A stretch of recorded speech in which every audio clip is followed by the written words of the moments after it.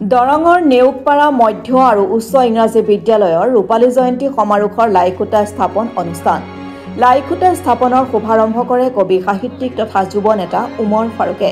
তেওঁ লাইখুটা স্থাপন কৰি ৰাইজক উদ্দেশ্যি দিয়া ভাষণত ৰূপালী জয়ন্তীৰ সফলতা কামনা কৰি সমন্বয়ৰ সেতু বন্ধন সৃষ্টি কৰি এখন সৃষ্টিশীল সমাজ গঢ়াৰ ক্ষেত্ৰত ছাত্ৰ ছাত্ৰী আৰু অভিভাৱকসকলক আহ্বান জনায়।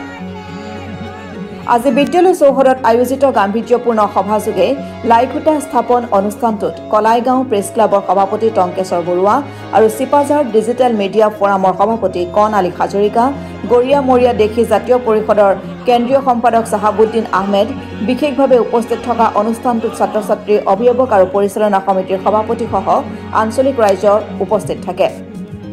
অনুষ্ঠানটো পৰিচালনা কৰে মধ্য ইংৰাজী বিদ্যালয়খনৰ প্ৰধান শিক্ষক ইক্ৰামুল মছজিদে। আজিৰ অনুষ্ঠানটো সফল কৰি তোলাৰ বাবে আলোচনী সম্পাদক ছাদ্দাম হুছেইনে সকলোকে কৃতজ্ঞতা জ্ঞাপন কৰে। ৰূপালী জয়ন্তী সকলো কাৰ্যসূচীতে জয় হওক এই ভগৱন্ত আল্লাহৰ ওচৰত প্ৰাৰ্থনা কৰি জনাইছোঁ। আজি এই পবিত্ৰ অনুষ্ঠানত জড়িত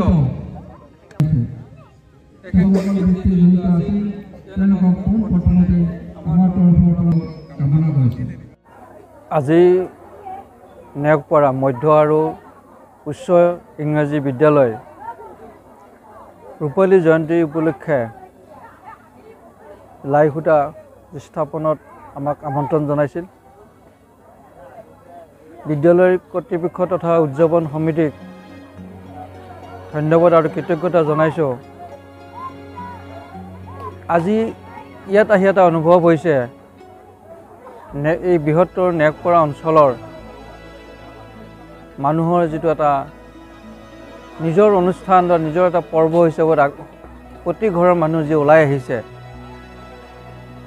এই পৰিৱেশৰ জৰিয়তে এই অঞ্চলত যে এটা বৌদ্ধিক বা শৈক্ষিক চেতনাবোধ আছে, এইটো আমি অনুভৱ কৰিছোঁ।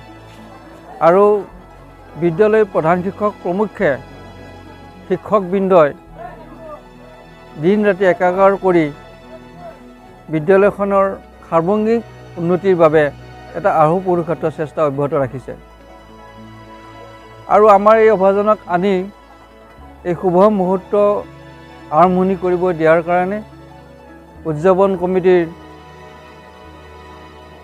মাননীয় কাৰ্যকৰী সভাপতি তথা চিপাঝাৰ সমষ্টিৰ বিধায়ক ডক্টৰ পৰমানন্দ ৰাজবংশী প্ৰমুখ্যে উদযাপন কমিটিৰ সকলো বিষয়ববীয়াকে আমাৰ ফালৰ পৰা পুনৰবাৰ আন্তৰিক ধন্যবাদ জনাইছোঁ।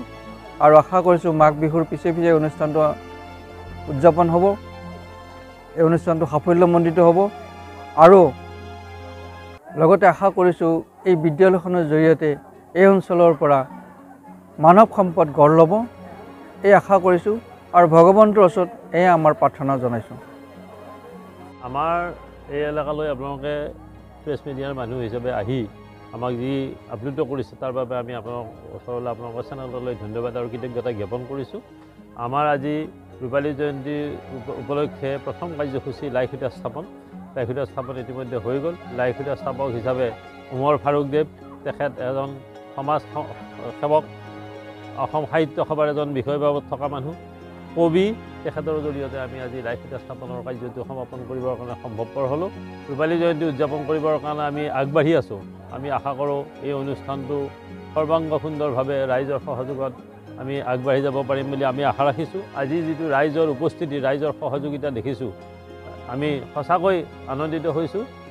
আৰু এই ক্ষেত্ৰত আমি ৰাইজৰ সহযোগিতা পাম বুলি আমি আন্তৰিকতাৰে কামনা কৰিছোঁ। ইতিমধ্যে আমাৰ 3জন দাতাই 3টা বস্তু আমাক দান কৰিছে, স্থায়ী তোৰণখন, স্থায়ী পতাকাৰ বেদী আৰু স্মৃতি বেদীটো। ঠিক এনেধৰণে অন্যান্য ধন সংগ্ৰহৰ ব্যৱস্থাটো আমাৰ চলি আছে।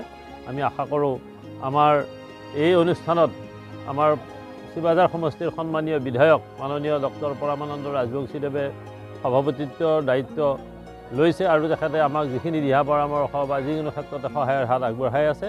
আমি আশা কৰিছোঁ আমাৰ অনুষ্ঠানখন সৰ্বাংগ সুন্দৰভাৱে চলি যাব, আৰু সেয়া আমি ভগৱানৰ ওচৰত, ঈশ্বৰ আল্লাহৰ ওচৰত আমি কামনা কৰিছোঁ।